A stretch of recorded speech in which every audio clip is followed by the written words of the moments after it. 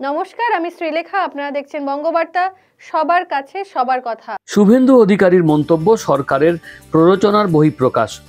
পরিষদীয় দলনেতার পক্ষ নিয়ে আজ বিধানসভার বাইরে এই মন্তব্য করলেন প্রাক্তন সাংসদ ও রাজ্য বিজেপির প্রাক্তন সভাপতি দিলীপ ঘোষ।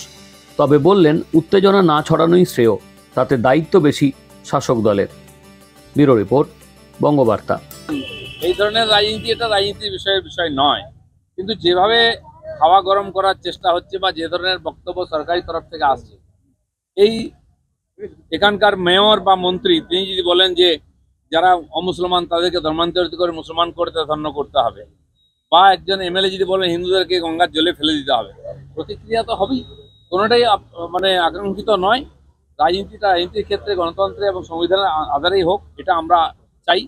আমার মনে হয় এখানে যে সরকার আছে তাদের তরফ থেকে সেই ধরনের পরিবেশ তৈরি করা দরকার আছে, যাতে উত্তেজনা না ছড়ায়। কোনোটাই আমি সমর্থন করি না। গণতান্ত্রিক পদ্ধতির মধ্যে হোক, কিন্তু দায়িত্বটা সরকারকে নিতে হবে যাতে পিসফুল সবকিছু হয়। Bureau report, Bangabarta.